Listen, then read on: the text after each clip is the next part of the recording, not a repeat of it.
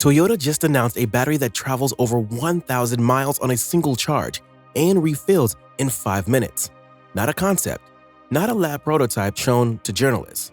A battery already running on real roads, in real weather across 4 continents. And within 72 hours of that announcement, over $46 billion were wiped from the combined market value of competing automakers and battery manufacturers. That number tells you everything about how seriously the industry is taking this. For years, Toyota was the company everyone pointed to as proof that legacy automakers didn't get it. While Tesla was redefining what an electric car could do, while GM was announcing factory shutdowns of combustion lines, while Ford was pouring tens of billions into its Blue Oval City battery complex, Toyota kept selling hybrids. Toyota kept saying the EV market wasn't ready. Toyota kept insisting the technology wasn't there yet. While the industry was watching Tesla and BYD grab headlines, Toyota was quietly running one of the largest battery research programs in automotive history. Thousands of engineers, more than $13 billion in investment, and one clear goal: not to make lithium-ion batteries better, but to replace them entirely. Now, after nearly a decade of near silence, Toyota spoke. Not through a flashy global reveal event, just a closed-door session in Toyota City, Japan, with senior engineers and selected investors. No performance, no special effects, just numbers. And those numbers changed the conversation overnight. The biggest problem with EV batteries today. To understand why what Toyota just revealed matters so much, you have to understand what the EV industry has been stuck with for the past 3 decades. In 1991, Sony introduced the first commercial lithium-ion battery, and within a decade, the entire global industry had built itself up on top of it. 3 decades in, the limits are showing up everywhere. Range. The best lithium-ion batteries available today store around 250 watts per kilogram. That sounds technical, but the real-world consequence is simple. To give you 300 to 400 miles of range, a battery pack ends up weighing 1,000 pounds or more. More range requires more cells, which means more weight, which reduces efficiency, which means you need even more battery to compensate. It's an expensive loop with no clean exit. Charging. Even with the fastest available hardware, 350 kilowatt DC fast chargers, you're still looking at 20 to 30 minutes to go from 20 to 80% under ideal conditions. In cold weather, with an old battery, or on a slower network, that number stretches fast. Compared with a 3-minute gas refill, this gap has kept millions of buyers on the sidelines. Safety. Lithium-ion batteries use a liquid electrolyte which is flammable. When that electrolyte is damaged, overheated, or punctured in a crash, it can trigger a chain reaction called thermal runaway, a fire that conventional water cannot stop, and that can consume a vehicle in minutes. Every EV fire that makes the news is another reason a hesitant buyer stays hesitant. Cost. Battery packs still account for roughly 30 to 40% of the total price of an electric vehicle. That single number is the reason EVs remain expensive. Every dollar shaved off the battery is a dollar that comes off the sticker price. And right now, that's the one lever standing between EVs and real price parity with gasoline cars. These 4 problems aren't minor friction.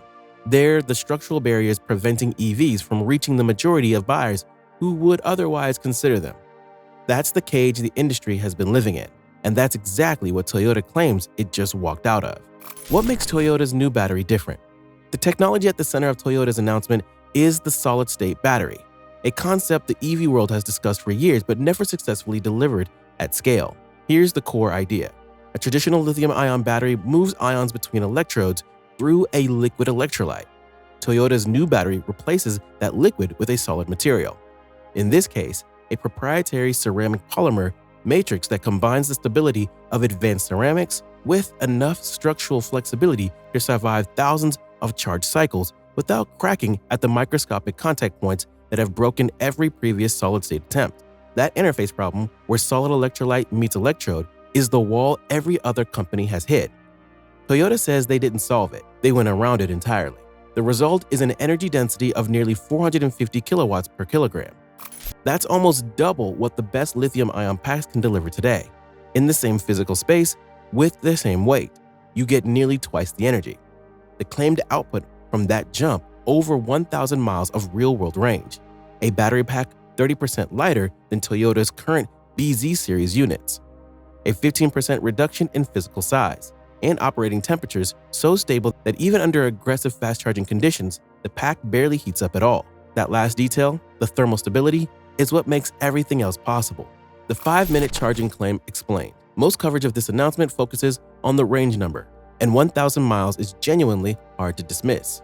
But the more disruptive claim isn't the range, it's the charging time. Toyota's charging system, internally called Hypercharge 55, delivers 2.2 megawatts of charging power. For context, Tesla's Supercharger V3 tops out at 250 kilowatts. The most powerful public charging hardware on the market today reaches 350 kilowatts. Toyota's system is 6 to 9 times more powerful than anything currently available. The result? A full charge from 0 to 100 in under 5 minutes, not 20 to 80%, 0 to full, in the time it takes to use a restroom and grab a coffee. If that claim holds in real-world conditions, it doesn't just improve the EV ownership experience, it removes one of the two most cited objections to EV ownership entirely. Range anxiety disappears at 1,000 miles. Charging anxiety disappears at 5 minutes. Toyota has addressed the obvious infrastructure concern. A 2.2 megawatt spike hitting local power grids would be catastrophic if scaled. Their solution pairs each hypercharge station with an on-site solid-state storage unit that slowly draws from the grid throughout the day and rapidly releases the stored energy when a vehicle plugs in. The grid never sees the spike, it just sees a steady, manageable load. That's not a workaround. That's an elegant solution to the grid overload argument. Subscribe now if you want to keep following how this actually plays out, because the next section is where the story gets more complicated. Why Tesla, BYD, and everyone else is watching. This announcement doesn't just affect Toyota's competitive position, it restructures the entire race. Tesla has spent years building its advantage in two areas: manufacturing scale and lithium-ion battery optimization. The 4680 cell, the dry cathode process, the Gigafactory model, all of it is designed to squeeze more performance and lower costs out of a chemistry Tesla knows deeply. That strategy has worked, but it's a strategy built around lithium-ion staying at the center of the industry. If solid-state delivers what Toyota is claiming, that center shifts, and Tesla's decade of lithium-ion optimization becomes a head start in the wrong direction.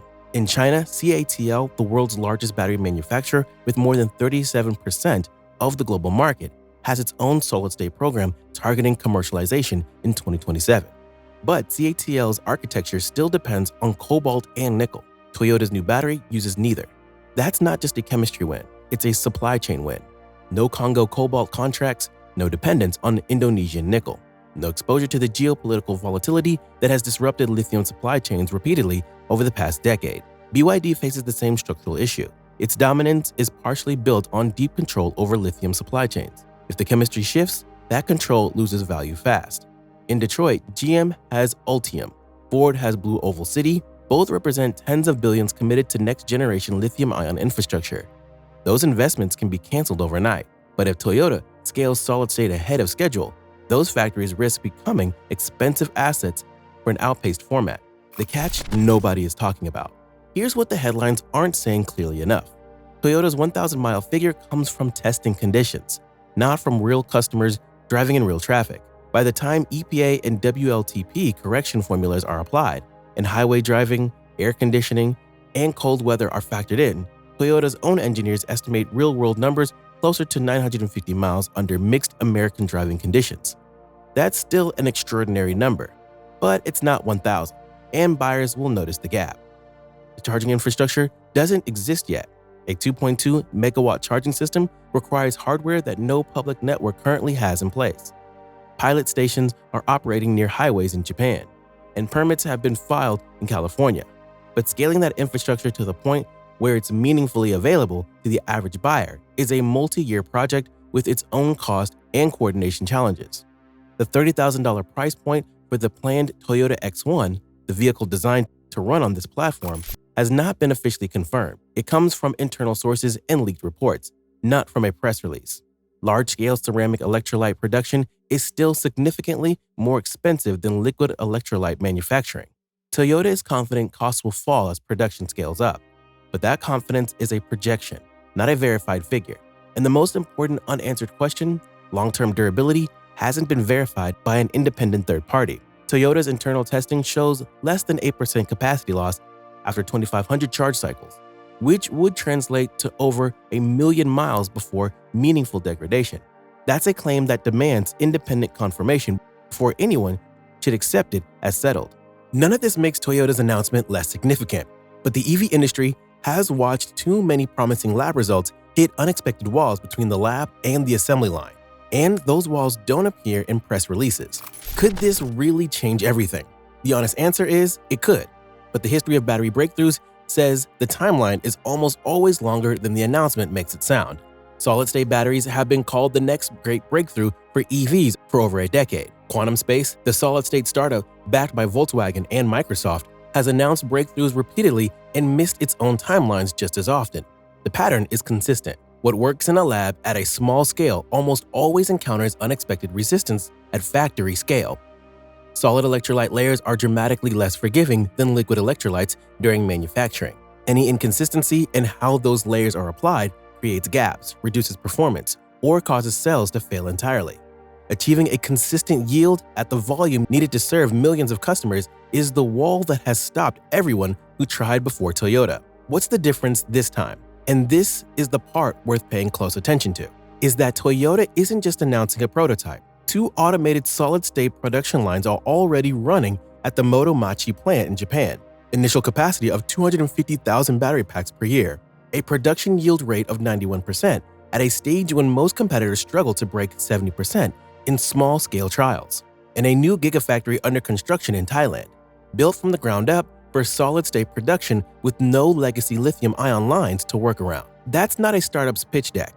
That's a manufacturer with 70 years of production experience and $250 billion in annual revenue, demonstrating that their production system actually works, before holding a press conference about it. So, here's the real question for you.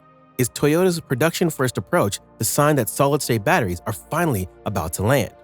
Or is the manufacturing wall still larger than anyone's admitting? Drop your take in the comments. And if you want to keep following this story as the X1 gets closer to launch, subscribe. We're only at the beginning of this.